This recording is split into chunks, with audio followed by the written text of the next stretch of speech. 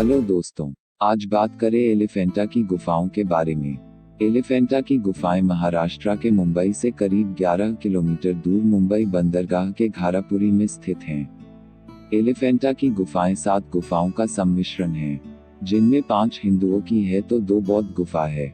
इन गुफाओं का निर्माण सिलारा राजा द्वारा किया गया था। ये गुफाएं एक आइलैंड पर स्थित है। स्वागत है आपका हमारे YouTube चैनल ASD डॉक्यूमेंट्री पर। एलिफेंटा की गुफाएं पौराणिक देवताओं की अत्यंत भव्य मूर्तियों के लिए विख्यात है। इन मूर्तियों में त्रिमूर्ति शिव की मूर्ति सर्वाधिक लोकप्रिय है। एलिफेंटा की गुफाएं मुंबई महानगर के पास स्थित पर्यटकों का एक बड़ा आकर्षण केंद्र हैं। यह द्वीप अरेबियन सागर की टुकड़ी में बसा हुआ है। हिंदू गुफाओं में पत्थरों की मूर्तियां भी बनाई गई है और जो हिंदू भगवान शिव को चित्रित करती है। इन गुफाओं में सबसे महत्वपूर्ण है महेश मूर्ति गुफा है। ये गुफाएं कलात्मक गुफाओं के कारण प्रसिद्ध है। ये गुफाएं 5वीं और 8वीं सदी के बीच की हैं, लेकिन अभी भी इन गुफाओं के अस्तित्व के बारे में जानकारियां जुटाई जा रही है। मंदिर में एक बड़ा हॉल है जिसमें भगवान शिव की 9 मूर्तियों के खंड विभिन्न मुद्राओं को प्रस्तुत किया गया है। इस गुफा में शिल्प कला के कक्षों में अर्धनारीश्वर, कल्याण सुंदर शिव, रावण द्वारा कैलाश पर्वत को ले जाने, अंधकारी मूर्ति और नटराज शिव की उल्लेखनीय छवियां दिखाई गई हैं। एलिफेंटा में भगवान शंकर के कई लीला रूपों की मूर्तिकारी अलोरा और अजंता की मूर्तिकला के समकक्ष ही है। एलिफेंटा की गुफाओं में चट्टानों को काटकर मूर्तियां बनाई गई है। इस गुफा के बाहर बहुत ही मजबूत चट्टान भी है। इसके अलावा यहाँ एक मंदिर भी है जिसके भीतर गुफा बनी हुई है।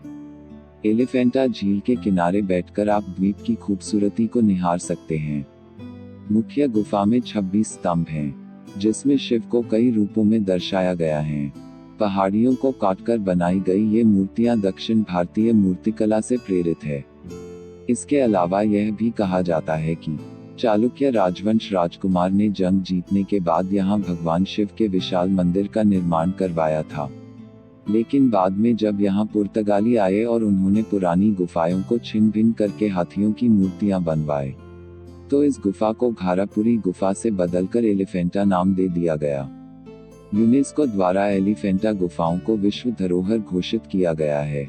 मौर्य वंश, चालुक्य, सिलहरास, यादव वंश, अहमदाबाद के मुस्लिम राजाओं, पुर्तगालियों, मराठा और अंत में ब्रिटिश शासन के अधीन रह चुका यह द्वीप अपने इतिहास को दर्शाता है।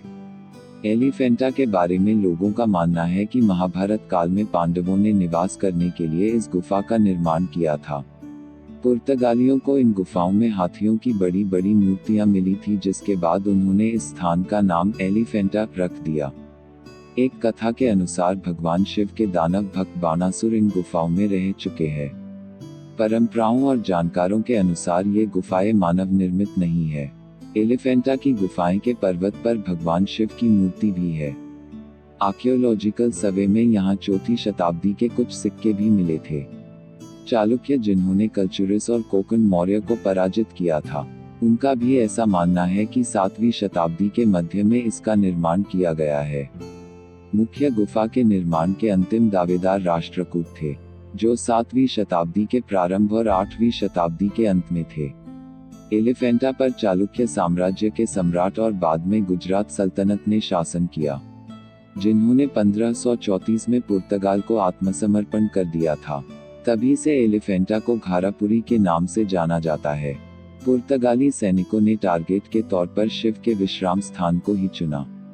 उन्होंने गुफाओं के निर्माण से संबंधित दावों को भी हटा दिया, जबकि कुछ इतिहासकारों ने पुर्तगालियों को ही गुफाओं का विनाशक बताया।